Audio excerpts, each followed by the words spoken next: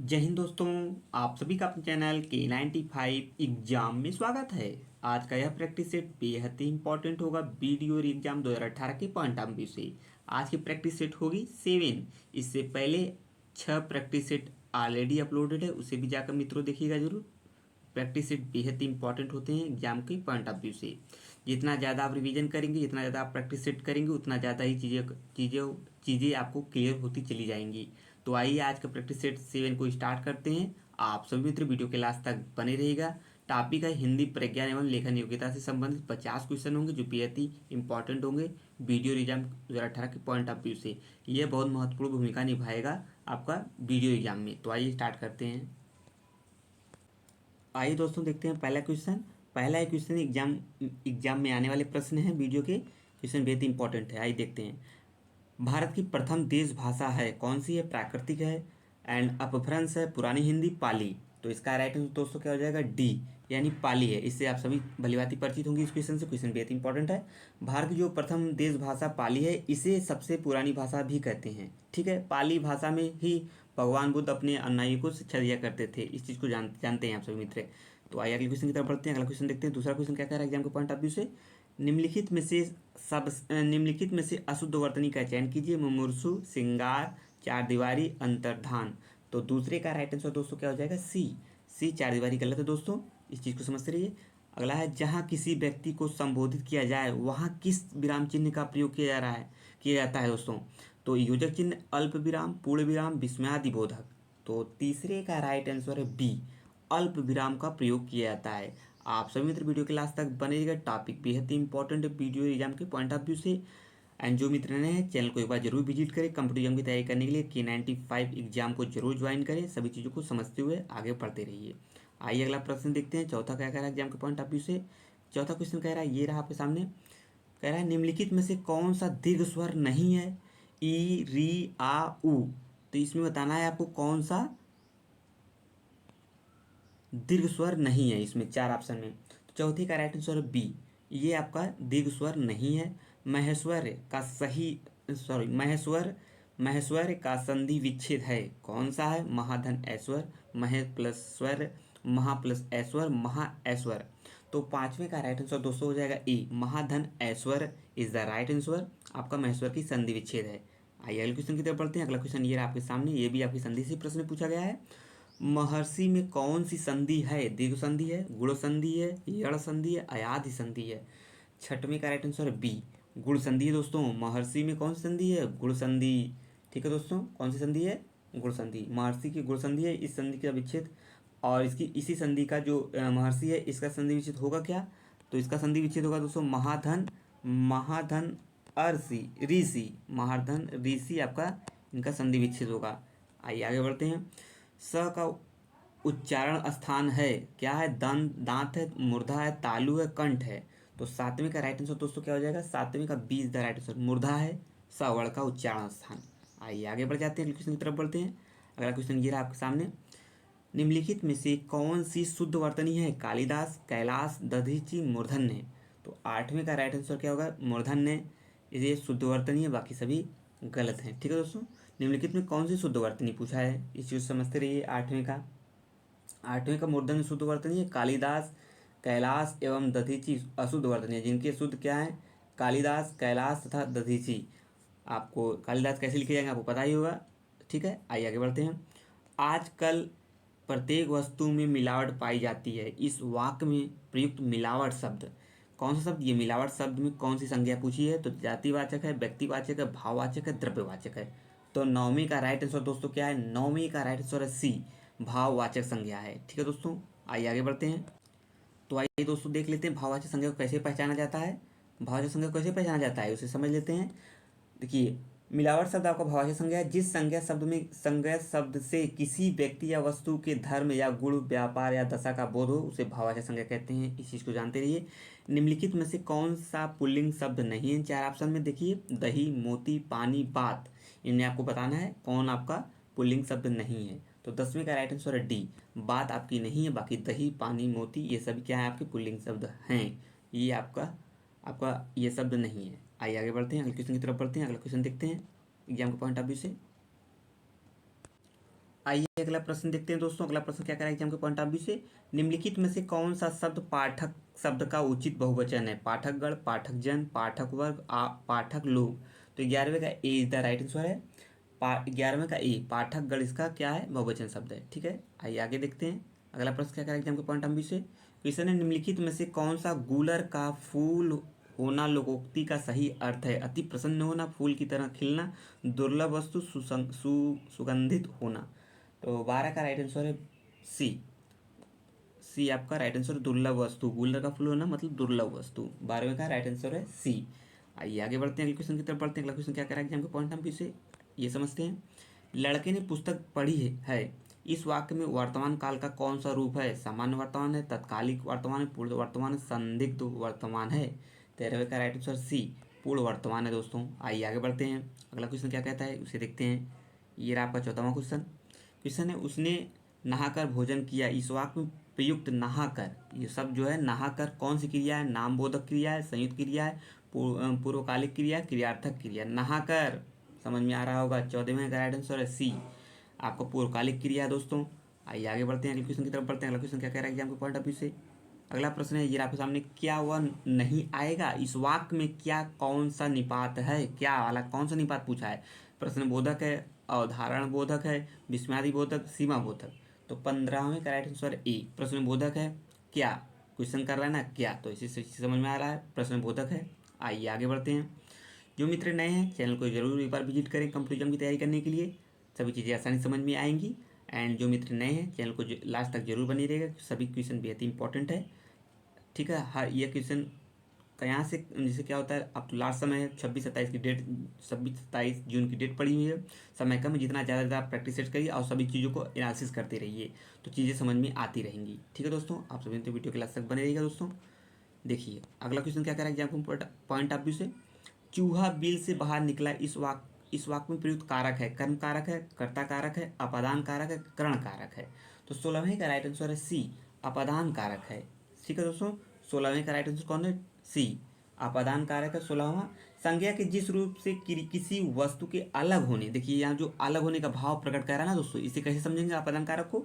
संज्ञा के जिस रूप से किसी वस्तु के अलग होने का भाव प्रकट होता है उसे अपादान कारक कहते हैं। इसे विभक्ति चिन्ह से अलगाव अर्थ में होता है, ये चीज जानते रहिए। यहाँ चूहे बिल से अलग होना ये प्रदर्शित कर रहा है क्या? अपदान कारक। ठीक है, आइए आगे बढ़ जाते हैं। अगला प्रश्न क्या कह रहा है एग्जाम के पॉइंट ऑफ व्यू से, उसे भी देखते हैं। क्वेश्चन है अगला, तद्भव शब्द बैल का तत्सम है। बलिवर्द, वृषभ, बलिवर्द, वृषभ। 17वें का राइट आंसर दोस्तों ई, बलिवर्द होता है आपका किसका? बैल का तत्सम शब्द। रोटी मत खाओ क्योंकि वह जली है। इस वाक्य में किस प्रकार का सर्वनाम है? वह। क्वेश्चन बेहद ही इंपॉर्टेंट है। ये क्वेश्चन इस प्रकार एग्जाम में बार बार बनते हैं संज्ञा से, तो आइए देख लेते हैं इसे भी। तो दोस्तों इसमें क्या है, वह किस प्रकार की संज्ञा सर्वनाम है दोस्तों? तो इसमें बी द राइट आंसर है, निश्चयवाचक है। कौन सा वाचक है? निश्चयवाचक है, इसमें आपका सर्वनाम है। तो आइए समझ लेते हैं निश्चयवाचक सर्वनाम कैसे पहचाना जाएगा।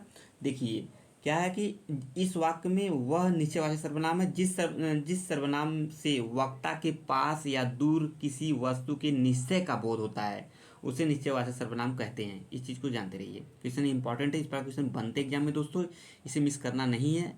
ठीक है, आइए अगला प्रश्न देखते हैं। अगला प्रश्न 19वां क्या कह रहा है, राम का सारा प्रयत्न निष्फल रहा। इस वाक्य का रेखांकित जो सारा है शब्द विशेषण है, कैसा विशेषण है? निश्चित परिणाम बोधक है कि अनिश्चित है, पूर्वाग बोधक है या पूर्वाग बोधक है? ठीक है, 19वें का राइट आंसर दोस्तों हो जाएगा आपका 19वें का बी, अनिश्चित परिणाम बोधक है। ठीक है, आइए आगे बढ़ जाते हैं, अगले क्वेश्चन की तरफ बढ़ते हैं। ये आपका अगला प्रश्न है। अगला प्रश्न क्या है ये आप सब मित्र देख सकते हैं। टॉपिक है आपका 20 से 22 निम्नलिखित अवतरण पर आधारित 3 प्रश्न दिए गए हैं। अवतरण को ध्यान से पढ़िए तथा प्रत्येक प्रश्न के उत्तर के लिए दिए गए 4 विकल्प हैं, उसे सॉल्व करना है। आइए देख लेते हैं। और फर्स्ट वीडियो मेरे द्वारा बताया गया गद्यांश पद्यांश कैसे सॉल्व किया जाता है एक क्वेश्चन के थ्रू दोस्तों। एक आपका क्वेश्चन जो क्वेश्चन मतलब जो विकल्प दिए उसे पढ़कर डायरेक्ट आपको यहाँ से क्वेश्चन खोजना है, और एक आप यहाँ से पूरे चीज़ों को पढ़कर चीज़ों को समझते हुए डायरेक्ट तब जाके आंसर खोजिए। ये 2 मेथड हैं, जो आपको अच्छा लगे उससे आप आसानी से चीज़ों को समझ सकते हैं। तो आप सभी मित्र वीडियो क्लास तक बने रहेगा। एंड हाँ, तो दोस्तों आप सभी इसे आसानी से रीड कर लीजिएगा। रीड करने के बाद अगर चीज़ें समझ में आ रही तो ठीक है, आप लोग सॉल्व करते रहिएगा गद्यांश पद्यांश किस तरीके से, और अगर सॉल्व करने में कोई प्रॉब्लम क्रिएट हो रहा है तो ज़रूर आप कमेंट बॉक्स में बताइएगा। हम नेक्स्ट पार्ट में इसे अलग से केवल हम गद्यांश पद्यांश को सॉल्व करना सीखेंगे। तो आइए हम लोग इस वीडियो में हम डायरेक्ट क्वेश्चन को सॉल्व कर लेते हैं। ठीक है, तो आइए समझते हैं क्वेश्चन को। क्वेश्चन क्या कह रहा है, उपयुक्त गद्यांश का सही शीर्षक है शांत रहो सुखी रहो, सफलता का उपाय, एकाग्रचित बनो और क्रोध में अमंगल। तो 20वें का राइट आंसर दोस्तों हो जाएगा ए, शांत रहो सुखी रहो। ठीक है, आइए आगे बढ़ते हैं, अगला क्वेश्चन देखते हैं।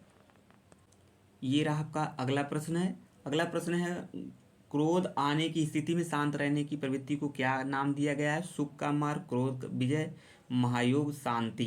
21 का राइट आंसर है दोस्तों सी, आपका महायोग कहा गया है, सी। आइए आगे बढ़ जाते हैं, अगला क्वेश्चन देखते हैं। ये आपका अगला 22वां क्वेश्चन क्या कह रहा है, क्रोध को काबू में रखने में मुख्यतः कौन से रोग दूर होते हैं? मन के गुबार, पाचन क्रिया से जुड़े, अशांत रहना, चीखना चिल्लाना। 22 का राइट आंसर है बी, पाचन क्रिया से जुड़े। ठीक है दोस्तों, आइए आगे बढ़ जाते हैं, अगला क्वेश्चन देखते हैं। 23 का क्या कह रहा है क्वेश्चन, एग्जाम के पॉइंट ऑफ व्यू से क्वेश्चन है आपका, हिंदी के लिए प्रयुक्त देवनागरी लिपि में कुल वर्ण कितने हैं? 52 है, 55 आपका 50 एंड 57। तो 23 का राइट आंसर दोस्तों हो जाएगा क्या, ए। आप जानते हैं 52 है, 52 वर्ड हैं टोटल। अगला क्वेश्चन क्या करें एग्जाम के पॉइंट ऑफ व्यू से, उसे भी देख लेते हैं। धूप में चला नहीं जाता, यह वाक्य किस वाच्य का है? भाववाच्य, कृतवाच्य, कर्मवाच्य, इनमें से कोई नहीं। 24 का राइट आंसर है ए, भाववाच्य है। ये इसमें धूप में चला नहीं जाता, ये भाववाच्य है। निम्नलिखित में से कौन सा दिशावाचक अव्यय नहीं है? अलग, दूर, बाएं, वहाँ। 25 का राइट आंसर है डी, वहाँ आपका अव्ययभाव नहीं है, दिशावाचक अव्ययभाव नहीं है। 25वें का राइट आंसर क्या है आपका? 25वें का राइट आंसर है वहाँ, D is the right answer है, 25वें का राइट आंसर है। ठीक है दोस्तों, वहाँ दिशावाचक अव्यय नहीं है बल्कि स्थानवाचक है। कौन सा? ये स्थानवाचक है। स्थानवाचक इधर उधर, दूर, परे, अलग, दाहिने बाएं, आर पार दिशावाचक अव्यय हैं।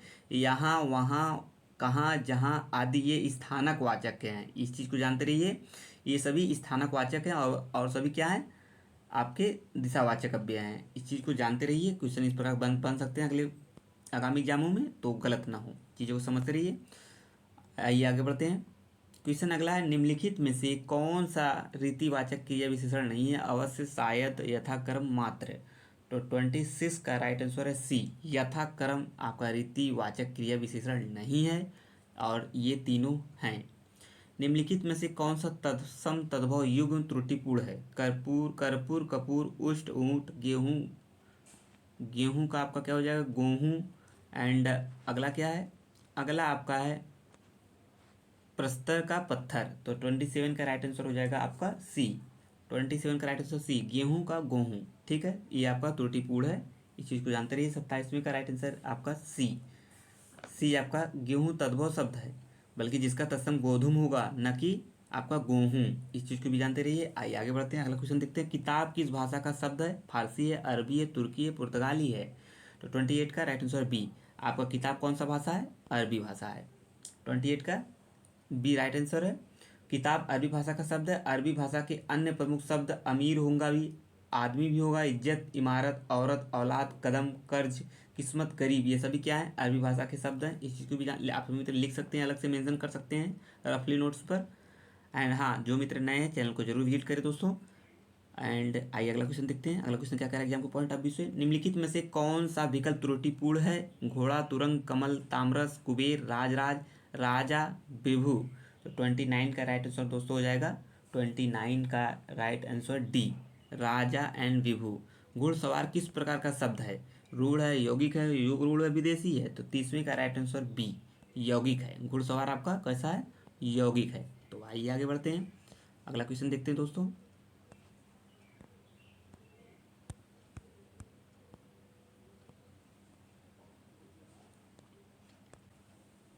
आइए दोस्तों अगला प्रश्न देखते हैं। अगला प्रश्न ये रहा आपके सामने, क्वेश्चन है, निम्नलिखित में से कौन सा मित्र शब्द का अर्थ नहीं है? दोस्तों ये 4 ऑप्शन दिए गए, इसमें बताना है आपका मित्र शब्द का अर्थ कौन इसमें नहीं है। कौन नहीं है? दोस्त, सूर्य, शिव, प्रिय। 31 का राइट आंसर सी, शिव नहीं है, बाकी दोस्त, सूर्य एंड ये सभी आपके हैं। निम्नलिखित में से कौन सा सरस्वती का पर्यायवाची नहीं है? ब्राह्मी, भारती, शारदा, ईला। 32 का राइट आंसर डी, ईला नहीं है, ब्राह्मी, शारदा, भारती ये सभी हैं आपके किसके सरस्वती के पर्यायवाची हैं, नहीं है। कौन पूछ रहा था इसमें दोस्तों, क्वेश्चन इंपॉर्टेंट था एग्जाम के पॉइंट ऑफ व्यू से। आइए आगे बढ़ते हैं। ये आपका अगला प्रश्न है। अगला प्रश्न है आपका, वह शब्दांश या अपव्यय जो किसी शब्द के पहले आकर उसका विशेष अर्थ प्रकट करता है उसे क्या कहा जाता है? उपसर्ग, प्रत्यय, संधि, समास। तो 33 का राइट आंसर दोस्तों ए, उपसर्ग कहा जाता है दोस्तों। बार बार उपसर्ग और प्रत्यय से क्वेश्चन बन रहा है, जरूर रिपीट होगा, इस चीज़ को समझते रहिए। तो यहाँ से गलत ना क्वेश्चन, बार बार चीज़ों को समझते रहिए। भिक्षुक शब्द में कौन सा प्रत्यय लगा हुआ है? अक लगा, इक, उक, उक। तो 34 का राइट आंसर है सी, उक लगा है दोस्तों। आइए आगे बढ़ते हैं। ये आपका अगला प्रश्न 35 क्या करा है एग्जाम के पॉइंट ऑफ व्यू से, आइए उसे देखते हैं। क्वेश्चन है आपका, निम्नलिखित में से कौन सा विशेष शब्द नहीं है? कौन शब्द नहीं है? तेज, गुण, क्रोध, घातक। 35 का राइट आंसर है डी, घातक आपका विशेष शब्द नहीं है। निम्नलिखित में से कौन सा विशेषण शब्द नहीं है? स्वस्थ, क्षुब्ध, विषाद, हार्दिक। 36 का राइट आंसर है सी, विषाद। तो आइए आगे बढ़ते हैं दोस्तों। अगला प्रश्न देखते हैं, अगला प्रश्न क्या करेगा एग्जाम के पॉइंट ऑफ व्यू से। तो ये रहा आपका 37वां प्रश्न है। 37वां प्रश्न क्या कह रहा है, आइए देख लेते हैं। क्वेश्चन है, जो स्त्री सूर्य भी न देख सके वाक्यांश के लिए एक शब्द है। क्वेश्चन इंपॉर्टेंट है। असुरपस्या, असुरदर्शना, सूर्यपस्या, सूर्य अर्दर्शना। 37 का राइट आंसर ए, असुरपस्या के नाम से भी जाना जाता है, जो स्त्री सूर्य भी न देख सके उसके लिए एक शब्द। अमर्ष का क्या, अमर्ष क्या है? एक काव्य गुण है, एक अलंकार है, एक काव्य दोष है, एक संचारी भाव है। 38 का राइट आंसर है डी, एक संचारी भाव। क्या? अमर्ष आपका। आइए अगला क्वेश्चन देखते हैं। 39 क्या कह रहा है? असंभव शब्द में कौन सा समास है? क्वेश्चन इंपॉर्टेंट, बट इंपॉर्टेंट के साथ साथ नॉर्मल भी क्वेश्चन है, आप आसानी से सॉल्व कर सकते हैं इसे। अगर आप प्रैक्टिस सेट सॉल्व किए हैं, आप हिंदी को पढ़े हैं तो आसानी से सॉल्व कर सकते हैं। उन 39 का राइट आंसर है ई, नद्य तत्पुरुष है। ठीक है, आइए आगे देखते हैं। खेचर शब्द में कौन सा समास है? अलुक तत्पुरुष है, नद्य तत्पुरुष है, अधिकरण तत्पुरुष है, अपादान तत्पुरुष है। देखिए, अगर इस प्रकार के डायरेक्ट अगर उस तरीके से नहीं पूछ रहा है तो आपका समास का नाम नहीं दे रहा है तो समस्या तो थोड़ी सी बढ़ेंगी। अगर बार बार प्रैक्टिस सेट सॉल्व किए हैं तो ये इस प्रकार क्वेश्चन आए हैं प्रैक्टिस सेट में, और ज़्यादा से ज़्यादा सॉल्व किए रहेंगे तो इस प्रकार क्वेश्चन को आपको गलत नहीं होगा। लेकिन आपको डायरेक्ट नाम दिया होगा, जैसे नाम दिए रहेंगे समास तो आसानी से उसको आप सॉल्व कर सकते हैं। लेकिन नद्य पुरुष उलुक अलुक करण दे दिया जाता है तो थोड़ा सा प्रश्न टफ हो जाता है। अगर बार बार आप प्रैक्टिस सेट सॉल्व किए तो आसानी से क्वेश्चन को सॉल्व कर सकते हैं। तो 40वें का राइट आंसर है ए, अलूप तत्पुरुष है। तो आइए आगे बढ़ते हैं, अगला क्वेश्चन देखते हैं। अगला प्रश्न ये रहा आपके सामने, निम्नलिखित में से कौन सा सर्वनाम पदबंध है? जाता रहता था, दैव का मारा वह, काम में लगा हुआ, पहले से बहुत धीरे। 41 का राइट आंसर है बी, आपका दैव का मारा वह, ये इज द राइट आंसर, सर्वनाम पदबंध है। आइए आगे बढ़ते हैं दोस्तों। ये आपका अगला प्रश्न रहा है। इस क्वेश्चन से आप भली भांति परिचित होते हैं, इसमें हम डायरेक्ट क्वेश्चन को आंसर को समझेंगे। आइए समझते हैं आंसर को। आंसर इसमें क्या है, कुछ कह रहा है सामाजिक जीवन में। तो सामाजिक जीवन में क्या इसका आंसर होगा, आइए देख लेते हैं। सामाजिक जीवन में सभी को क्रम में लगाना है, कौन चीज़ पहले आएगी उसके बाद कौन, उसके बाद कौन। ठीक है, तो 42वें का राइट आंसर दोस्तों हो जाएगा बी, आपका य ल र व। तो आप चीज़ों को मिलाएंगे तो एक सही वर्ड निकल के आएगा, वही इसमें आंसर निकल के आएगा। ठीक है, आइए आगे बढ़ते हैं। अगला प्रश्न देखते हैं। ये आपके सामने क्वेश्चन है आपका अगला अगला क्वेश्चन है, गांधी जी का रामराज्य का स्वप्न आज तक डाट डाट नहीं हुआ, इस वाक्य में रिक्त स्थान को पूर्ति करना है। तो क्या है, स्वीकार नहीं हुआ, साकार नहीं हुआ, आकार, निराकार। तो 43 का राइट आंसर बी, साकार नहीं हुआ। आइए आगे देखते हैं, क्वेश्चन इंपॉर्टेंट था ये भी आपका। ये आपका लगा, निम्नलिखित में से कौन सा वाक्य शुद्ध है? आज घोड़ा दौड़ भी होगी, आज घोड़ा दौड़ भी होगी, गणित कठोर विषय है, बाढ़ शस्त्र और बंदूक अस्त्र है, गरीबों के लिए निःशुल्क शिक्षा की व्यवस्था है। 44 का राइट आंसर है डी, क्योंकि ये भी क्वेश्चन अच्छा ही था, गरीबों के लिए निःशुल्क शिक्षा की व्यवस्था है। आइए आगे देखते हैं 45वां। ये आपका सामने, निम्नलिखित में से वाक्य के अशुद्ध भाग का चयन करना है। 45 का राइट आंसर सी हो जाएगा, लीची खरीदने हैं, ये गलत है। आपने बुलाया होता तो हम अवश्य आते, अर्थ के आधार पर यह वाक्य है आज्ञावाचक है, संकेतवाचक, इच्छावाचक, संदेहवाचक। 46 का राइट आंसर बी, संकेतवाचक है दोस्तों। अगर आप बुलाए होते तो हम अवश्य आते। ये आपका अगला प्रश्न 47, निम्नलिखित में से कौन सा विलोम शब्द युग्म त्रुटिपूर्ण है? तो ये 47 को चारों ऑप्शन को देखिए और बताइए इसमें कौन सा त्रुटिपूर्ण है दोस्तों। 47 का बी, एकत्र विस्तार। तो आइए आगे बढ़ते हैं। आइए देखते हैं अगला क्वेश्चन क्या करेगा एग्जाम पॉइंट ऑफ व्यू से। नस्वर का सही विलोम शब्द है अमर, विनस्वर, शाश्वत, चिरंतन। इसका राइट आंसर है शाश्वत, इसका इंपॉर्टेंट है। आइए देखते हैं अगला, यद्यपि वह पंडित है फिर भी हठी है को संयुक्त वाक्य में परिवर्तित करने का सही उत्तर कौन सा होगा? 49 का राइट आंसर दोस्तों हो जाएगा क्या? ए। वह पंडित है किंतु हठी है। देखिए क्वेश्चन बेहद इंपॉर्टेंट ये सीरीज लगातार चल रही दोस्तों। आप सभी तो K95 एग्जाम से जुड़ सकते हैं दोस्तों। सभी चीज़ों को समझते हुए आगे बढ़ते रहिए। एंड लास्ट प्रश्न है आज के प्रैक्टिस 7, यानी आज का जो प्रैक्टिस सेट था, कौन सा प्रैक्टिस सेट था? ये आपका 7वां प्रैक्टिस सेट था। बेहद इंपॉर्टेंट था वीडियो एग्जाम के पॉइंट ऑफ व्यू से। एंड साथ ही साथ ऑलरेडी से पहले 6 अपलोडेड हैं, उसे भी जाके मित्रों देख सकते हैं। ज़्यादा प्रैक्टिस से साल को समय ज़्यादा नहीं रह गया है, तो ज़्यादा प्रैक्टिस से समझते रहिए और उसका एनालिसिस करते रहिए। तो आइए देख लेते हैं लास्ट क्वेश्चन। माधवी वर्मा को किस पुस्तक पर ज्ञानपीठ पुरस्कार मिला था? तो 50वीं का राइट आंसर है ए, यामा के लिए मिला था। क्वेश्चन इंपॉर्टेंट, ये क्वेश्चन पूछा गया, हर एग्जाम में देखने को मिल ही जाता है। तो चीज़ों को समझते रहिए, आगे बढ़ते रहिए। अब मिलेंगे नेक्स्ट पार्ट में 8वें प्रैक्टिस सेट में। तब तक के लिए आप सभी का बहुत बहुत धन्यवाद। चीज़ों को देखते रहिए, बार बार देखते रहिए, सभी चीज़ों को समझते रहिए। अब मिलेंगे नेक्स्ट वीडियो में। जय हिंद, जय भारत। थैंक यू दोस्तों।